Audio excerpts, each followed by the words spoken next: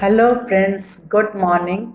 हम aldehyde ketones carbonyl यौगिक पढ़ रहे थे और कल हमने कुछ महत्वपूर्ण संघनन अभिक्रियाएं पढ़ी थी। आज और हम इनकी विशिष्ट अभिक्रियाएं पढ़ेंगे और उनके मैकेनिज्म डिस्कस करेंगे। तो पहली रिएक्शन है आपकी पर्किन रिएक्शन या पर्किन अभिक्रिया। जब एरोमेटिक एल्डिहाइड को अल्फा हाइड्रोजन परमाणु वाले एनहाइड्राइड और उसके सोडियम लवण के साथ गर्म किया जाता है तो अल्फा बीटा असंतृप्त अम्ल प्राप्त होते हैं। उदाहरण के लिए बेंजल्डिहाइड को एसिटिक एनहाइड्राइड और सोडियम एसीटेट के साथ गर्म करने पर सिनेमिक अम्ल प्राप्त होता है।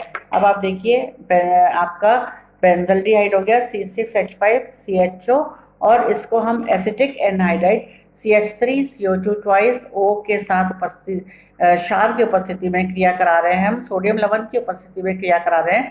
तो C6H5CH डबल बॉन्ड CHCOOH यानी सिनेमिक अम्ल प्राप्त होता है। साथ में एसिटिक एसिड जो है CH3COOH जो है वो बाय प्रोडक्ट के रूप में अलग होता है। इसका मैकेनिज्म जो है वो बहुत ही आसान है। पहले सोडियम लवण जो है वो एसीटेट और सोडियम में पृथक हो जाता है। एसिटिक एनहाइड्राइड जो है प्रथम पद में इस एसीटेट आयन के साथ क्रिया करेगा और ये एसीटेट आयन के साथ क्रिया करके CH2 माइनस COCO CH3 रेनायन बनाता है।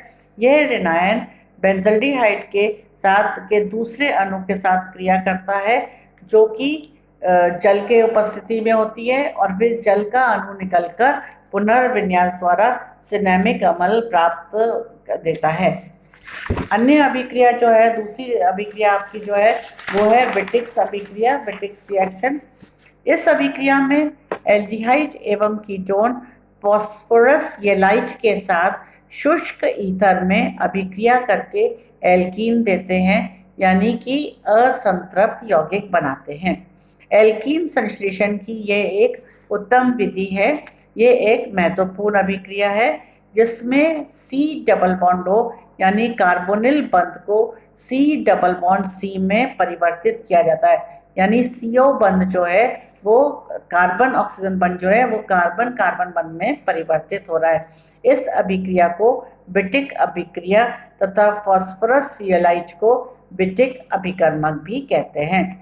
अब आपका एसीटोन लिया है हमने रिएक्शन में, CH3 डबल बॉन्ड O और मेथिल इथीन ट्राइफेनिल फॉस्फेट के साथ क्रिया करा रहे हैं तो हमें 2 मेथिल 2 ब्यूटीन प्राप्त होते हैं। साथ में ट्राइफेनिल फॉस्फेट ऑक्साइड बनता है।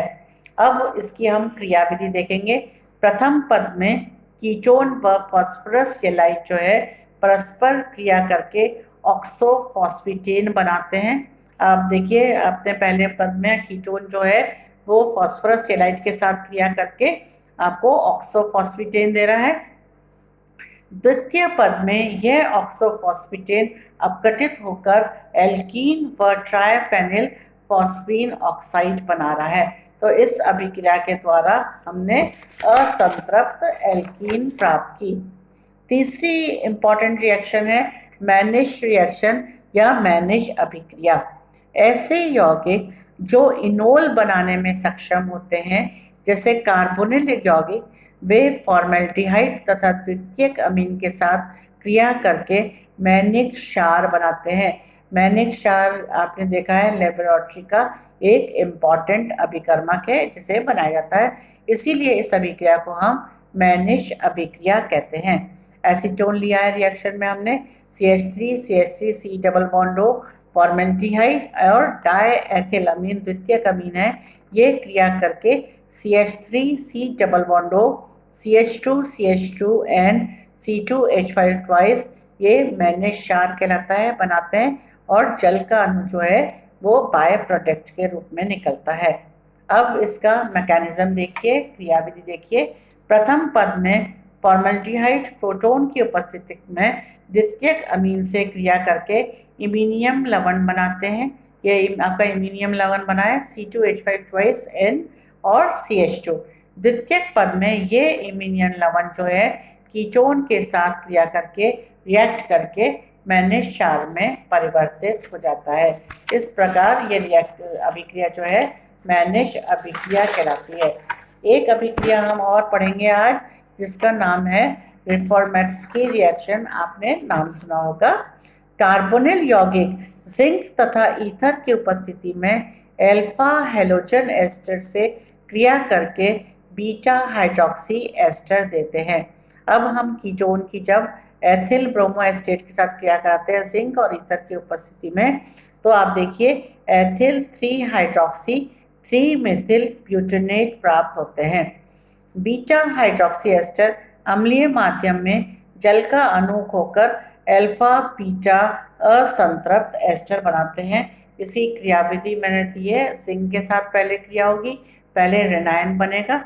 ये रेनायन जो है एसीटोन के साथ क्रिया करके जिसमें जल का अणु निकलेगा और हाइड्रोजन निकलेगा, साथ में असंतृप्त एस्टर, आपको अनसैचुरेटेड एस्टर्स प्राप्त होंगे। CH3 CCH3 double bond CH COO C2H5।